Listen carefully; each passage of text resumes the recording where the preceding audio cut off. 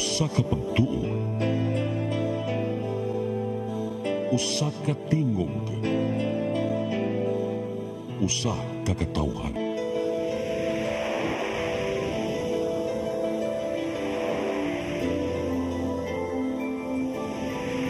Cebu Catholic Television Network.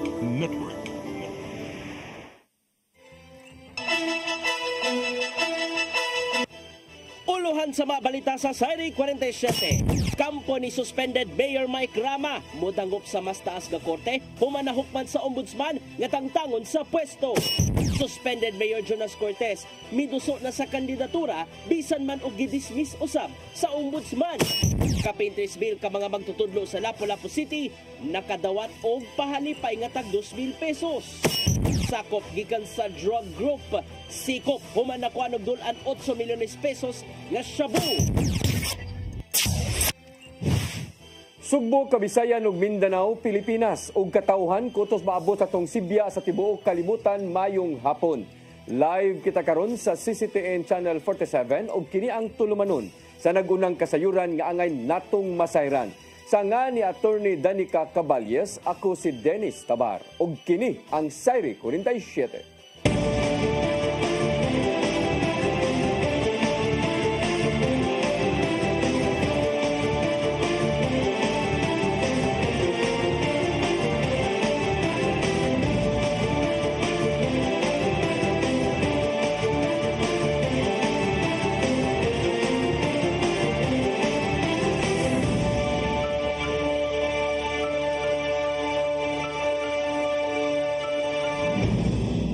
Ug karon sa kompletong detalye sa atong mga balita, kampo ni suspended Cebu City Mayor Michael Rama muhimo og dugang pa nga mga legal nga lakang subay na sa pagkataktak kaniya sa pwesto. Gihulagway nila nga pamulitika lang kini tungod kay na timing ang pagpagawa sa desisyon sa ombudsman sa COC filing period. Ang kasayuran ihatod ni Cristel Joy Felerca. Wala pa nakadawat ang kampo ni suspended Cebu City Mayor Michael Rama sa desisyong giluwatan sa ombudsman aron pagtangtang kaniya sa pwesto.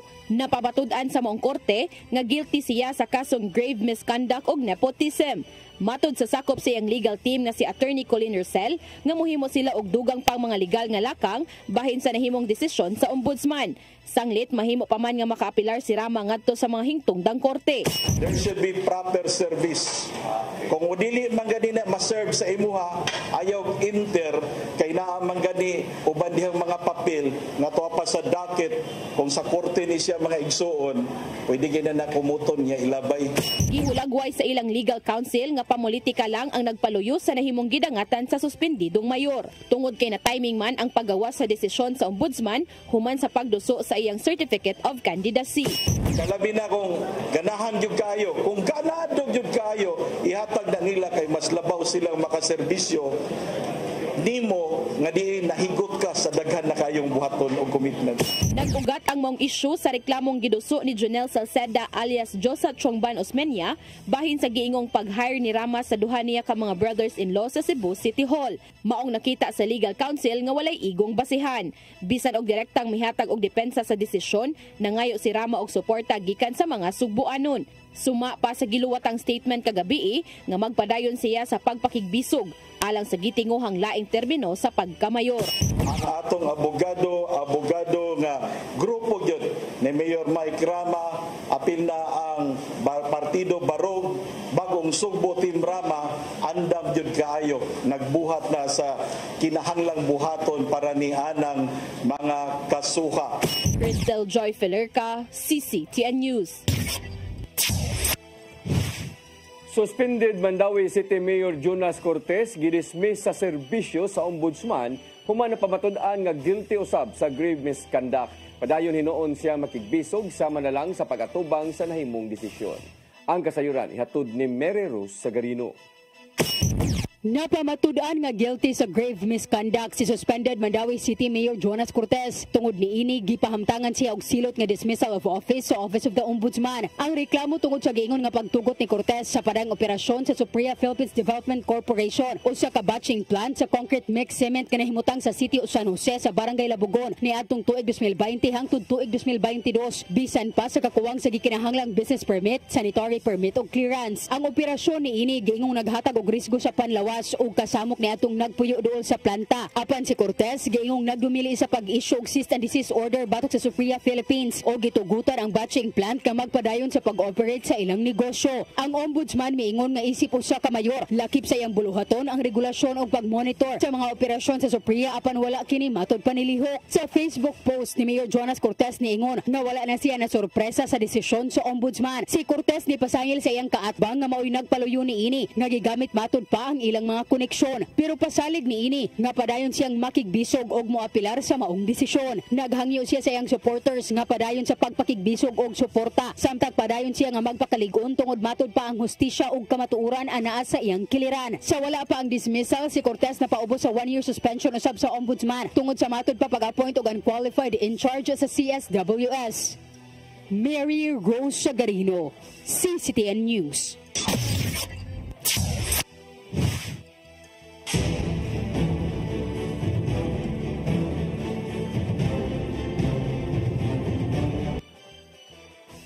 Suspended Mandawi City Mayor Jonas Cortez nisangat sa iyang kandidatura bisan pa sa nahimong desisyon gikan sa ombudsman.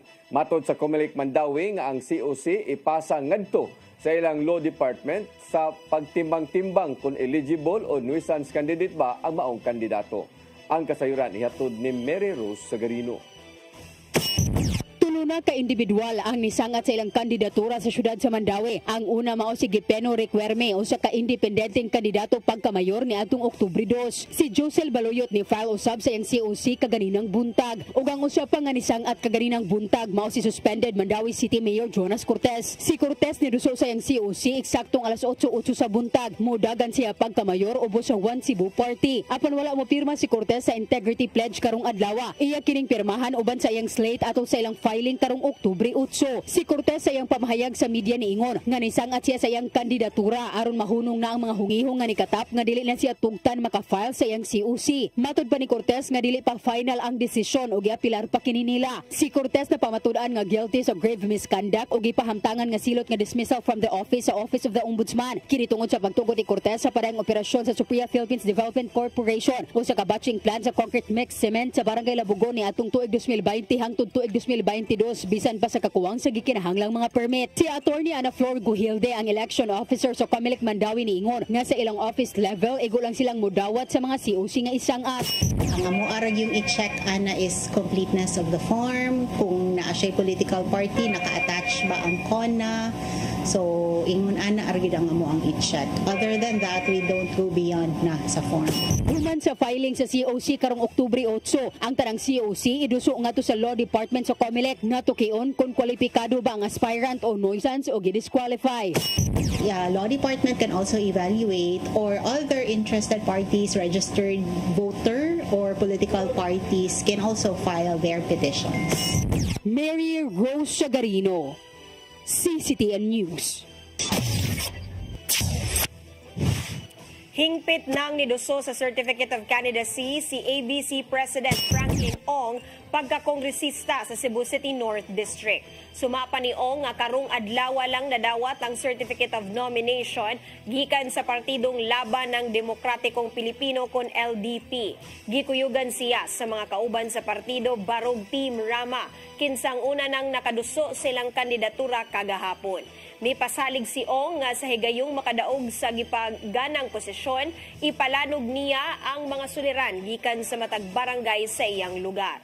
Samtang nasubo usab siya sa gidangatan silang standard bearer nga si suspended Mayor Michael Rama tungod sa nahimong desisyon sa ombudsman. Of course, tayo mga pangutana, dagang pangutana, but that's normal. But still, we tell them to be calm and paabot lang ta unsa mga mahitabo in the next few days. Yeah. Mga niduso sa Certificate of Candidacy Lukop Sugbo sulod sa tulo ka adlaw niabot na og 184. Nahimong hapsay ang dagan sa COC filing tungod kay nisunod raw sab sila sa gipangayong mga rekisitos. Ang kasayuran hatod ni Gian Navarro. Anara sa 184 ka mga Certificate of Candidacy ang naduso na sa tagsatag sa ka mga buhatan sa Commission on Elections Lukop Sugbo, sulod lang sa tulo ka adlaw. Sa gihatag nga datos gikan sa COMELEC Cebu Province gikan Oktubre 1 hangtod 3, upat na ang nilansar na sa pagkakongresista. Samtang tulo ang niduso na sa kandidatura pagka-provincial board member. Sa kalungsuran, ana sa 19 ang nilansar aron mudagan pagkamayor, samtang 15 usab sa vice mayor. Mabot usab sa 143 ka mga kandidato sa pagkakonsehal ang niduso na silang COC. Sumapa ni Provincial Election Supervisor Attorney Marcel Sano nga nahimong hapsay sa kinatibuk-an ang unang semana sa COC filing period. Apan gilauman nila ang pagdagsa sa mga muapas pa sa pagduso sa kandidatura sunod semana. So nahimo ng speedy. Pero kanang atong na-experience karon dili na as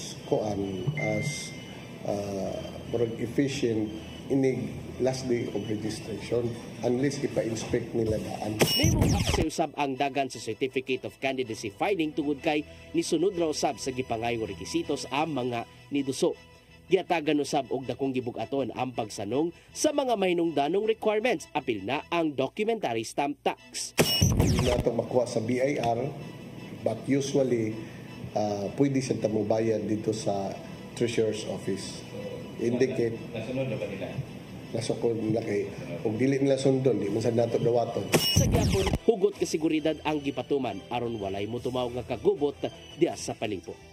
Gian Navarro, CCTN News. Anda moabag ang National Bureau of Investigation 7 aron masiguro nga hapsay ang umaabot nga eleksyon sunod tuig. Matod ni NBI 7 Director Attorney Renan Agustus Oliva nga nakig-alayon sila sa Commission on Elections sa tinguhang mapahingusgan pa ang pagpakibatok sa krimen. Bantayan usab nila ang mga kaso sa pagpamalit og boto, identity theft, cyber libel ug uban pa. Maong gipaabot sa NBI 7 nga ma-deputize sila aron matabangan nila ang mga sakop sa COMELEC. Kini aron mapatunhay ang kahapsay ug kalinaw sa tibok election period.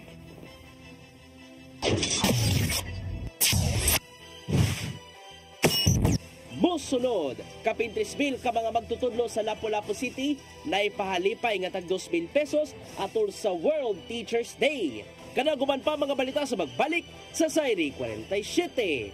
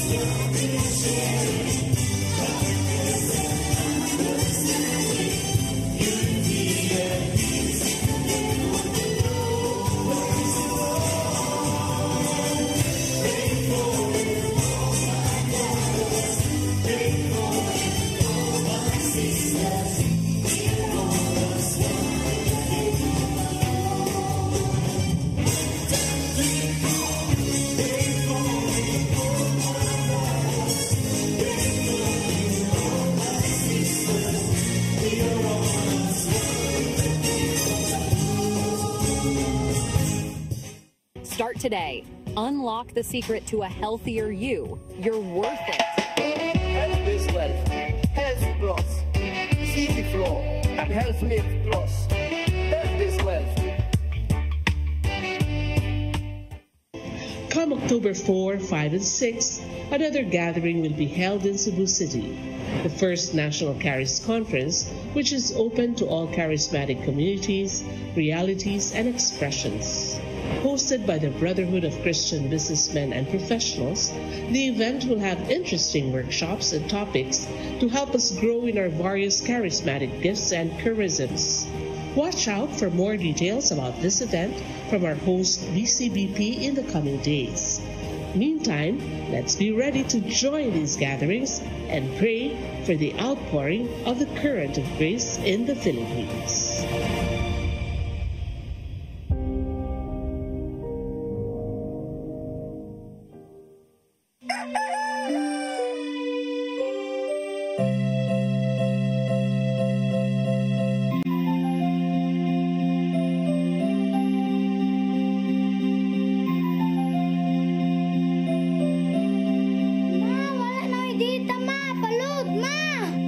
Sorry ma'am, na-late ko. Nangita pa mong para internet sa kong anak ma'am. Ay, wala na yung problema. Mag-Sinisibu! Sinisibu, Sinisibu. For your internet connection. And for the signal of your cable TV. So fast and straight the transmission to your home. Sinisibu! Sinisibu, Sinisibu. Offers you to have fiber optics. For your viewing experience, perfect and clear so far. So great and affordable for you to enjoy. Sinisibu. Sinisibu Television Network Incorporated offers fiber to the home broadband internet bundled with fiber to the home cable TV connection. Sinisibu Television Network Incorporated with its operation in Metro Cebu and the whole province of Cebu soon. And affordable for you to enjoy. Sinisibu! Ang kinabuhi puno sa hagit. Sugpil na ka, Dria! Ay, pag-inalte! Magdita ka! Puno sa pangutana. Bata pa gani ka kayo? Nagpuyab-puyab na ka? Kinsa man ang mga masakitin nato din ay karoon na kinsa! Kung sibuti mo'y pasabot na di! Puno sa luha. Nagpili pa, ako nga imong anak o kanay imong mga babae. Kasuko. Ano pa? Ito ka ni Papa.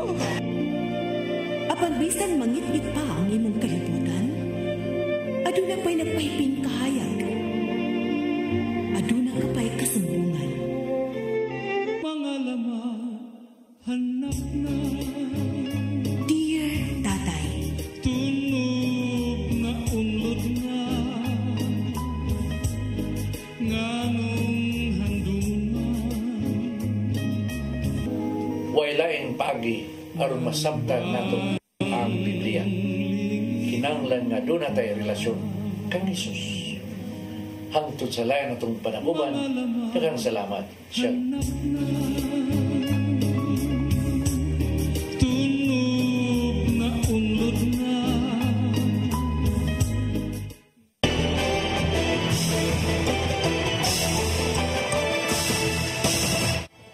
Balik sa atong mga balita, usa sa mga kompaniyang nalakip sa joint venture agreement sa Comelec alang sa 2025 midterm elections may withdraw na.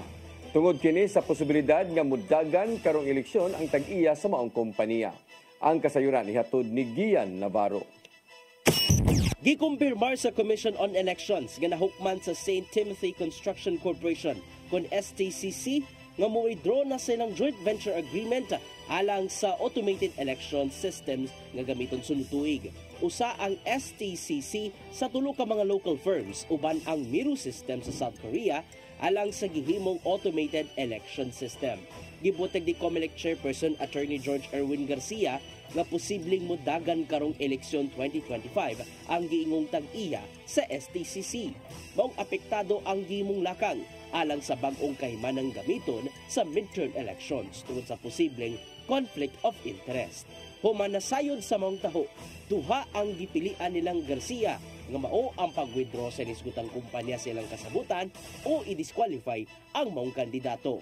Nasayran nga ang STCC naghatag og net financial contracting capacity alang sa mga bag-ong counting machines nga gamiton sunod tuig diin may kantidad kini og dulan 18 billion pesos.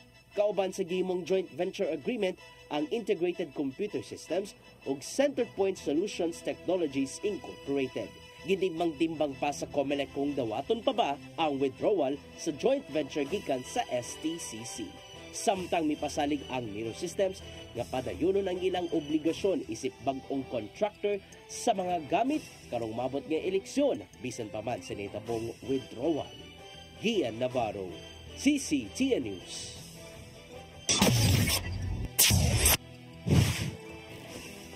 Gilauman sa Department of Energy ang pagsibog sa presyo sa mga produktong petrolyo sunod semana.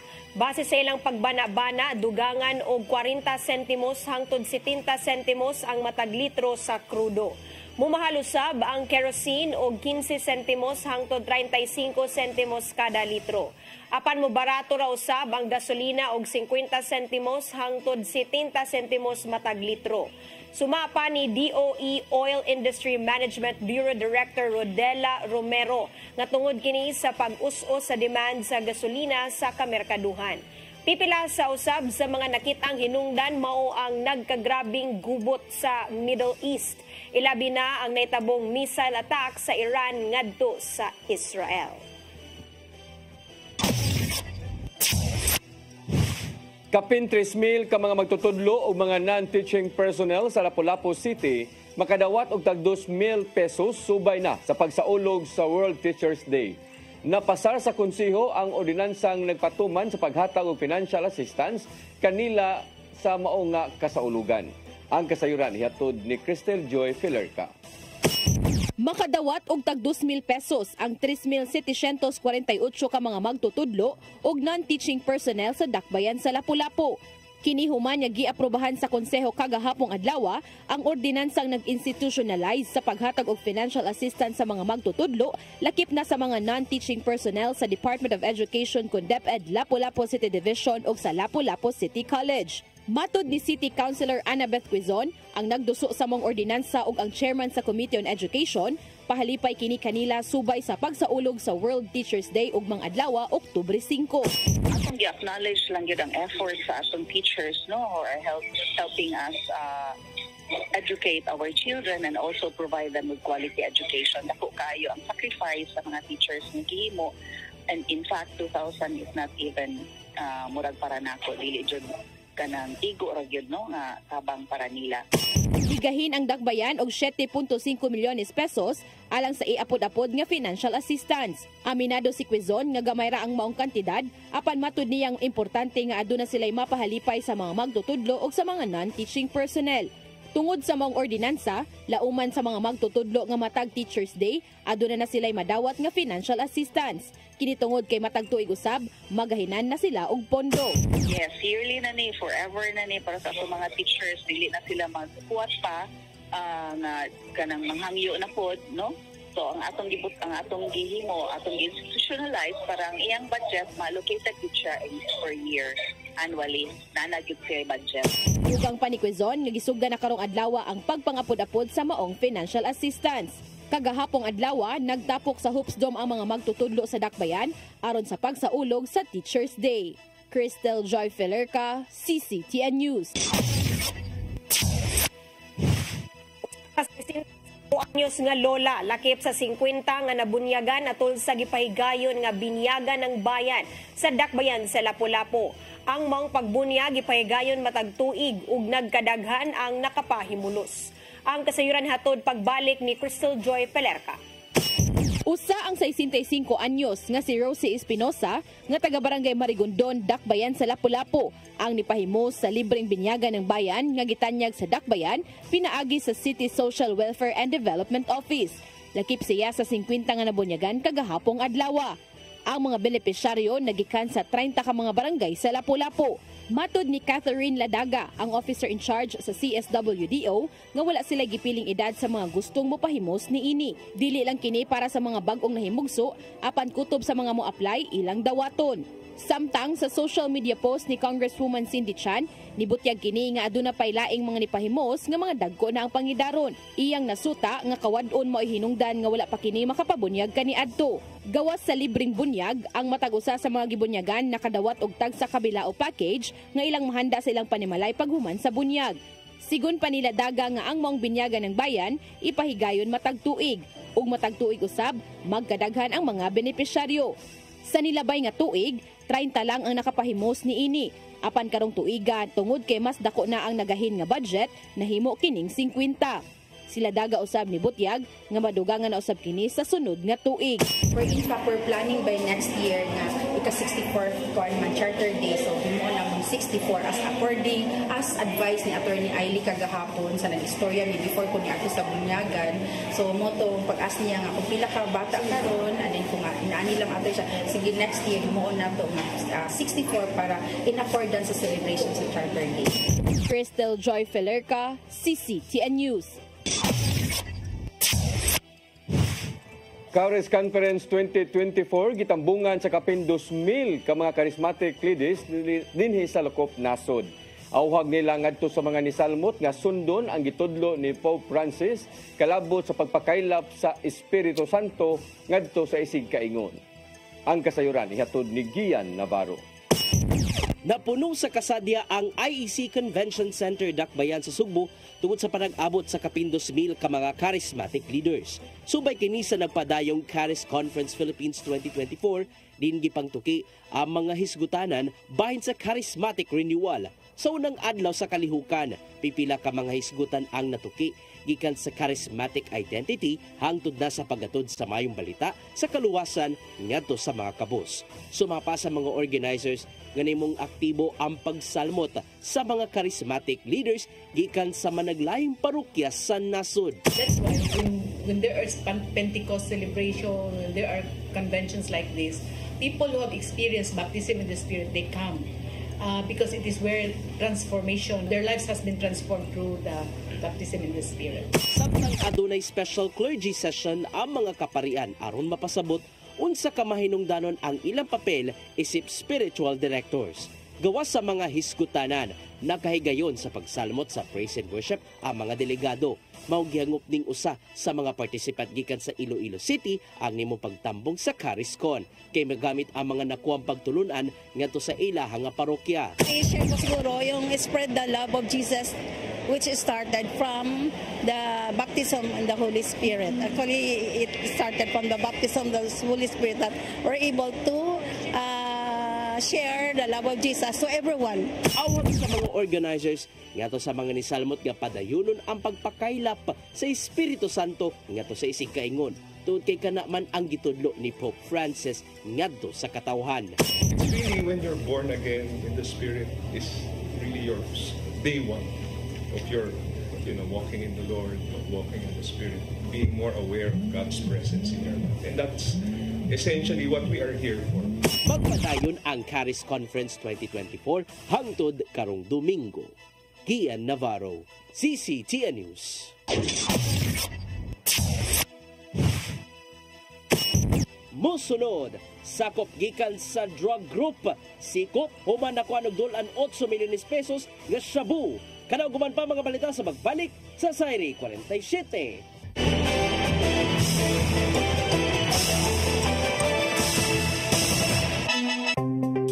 Discover the beauty of the Philippines.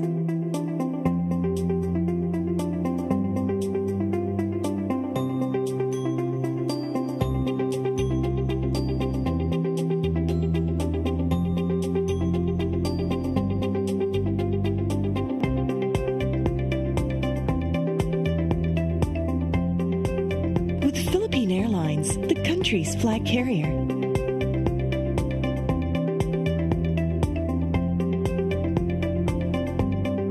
The airline that lets you feel the warmth of the nation.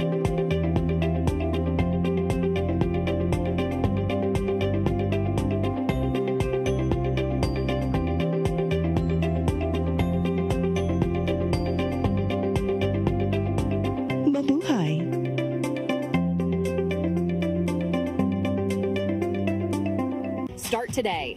Unlock the secret to a healthier you. You're worth it. Health is wealth. Health Plus. Easy Flow and Health Mix Plus. Health is wealth. Migo George!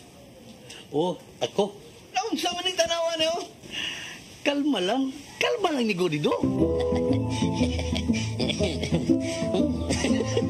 Siya Godido, mga mo sa susili. Sa'yo na lang. Oh, kano sa pa ka mo mabutan? Murag mao siguro na inyong hiwata. Oh, pagtagsa mo ni.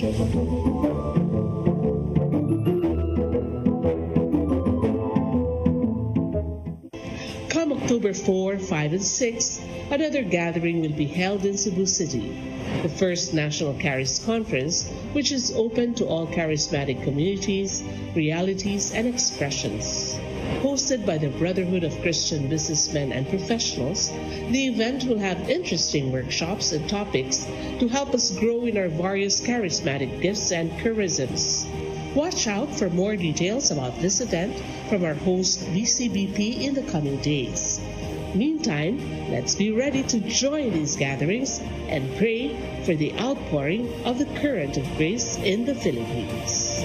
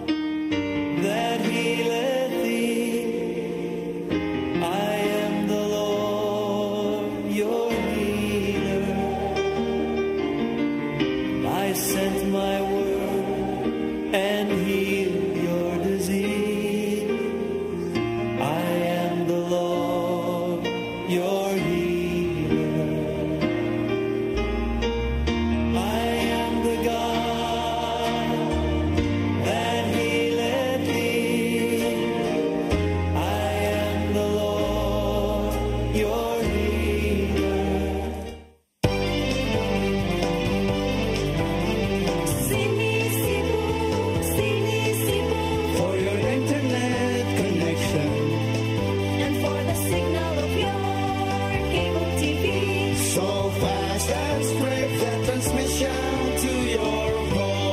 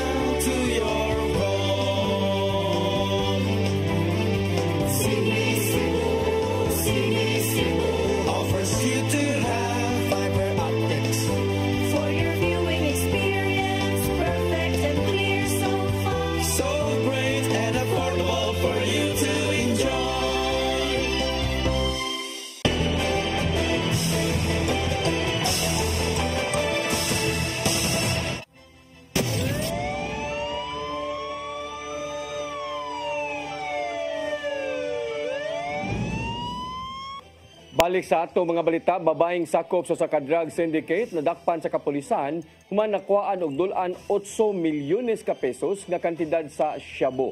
Nara sa bilangguan ang giingong nagsupply kaniya og drugas.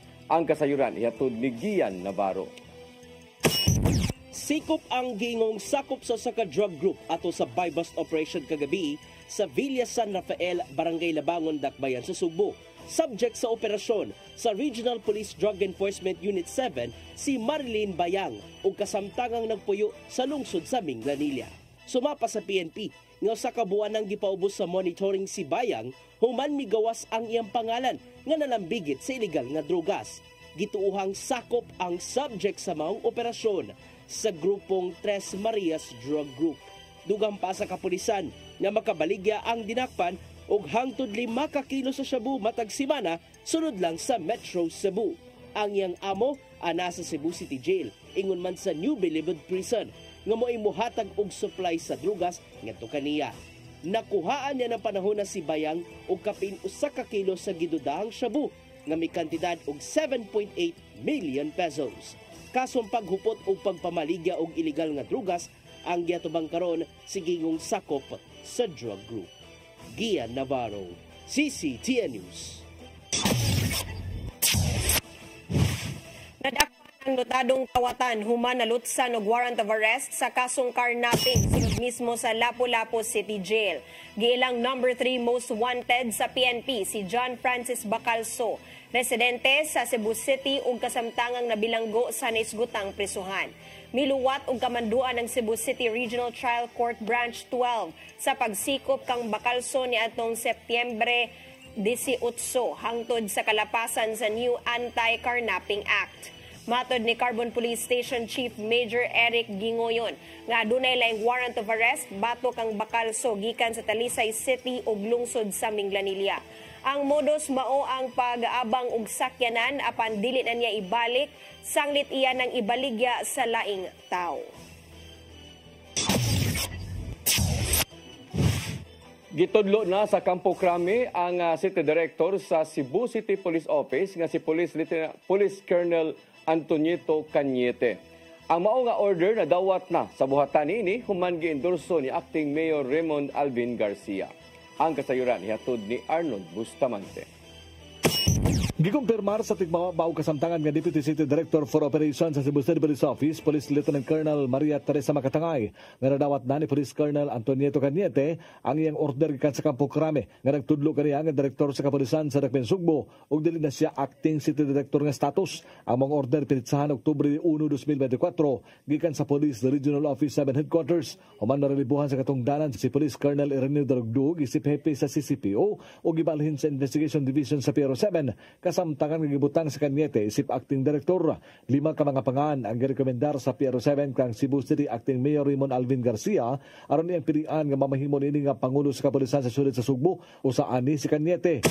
Kuan siya, nadawat siya from the Regional Office October 1. Yes, permanent status na gid siya as City Director na gid siya sa Cebu City Police Office October 1. Daghan mga pagsuway ang nasugatan ni Cañete human sa bilingkod nga Acting Director tungod kay gisugat kini og dakong tuli sa Barangay Ermita. Diin ang duha gyud ka mga jewelry stores ang gibiktima sa mga tulisan.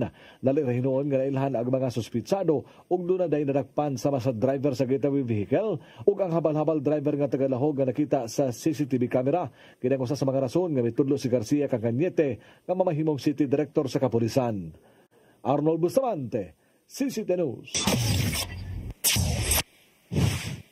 Mao kadtong naglangkob sa atong mga balita sa Sayri 47. Ako si Dennis Tabar. Ako si Danica Caballes. Hangtod Lunes po sa inyong paboritong tulumanon. Sayri 47.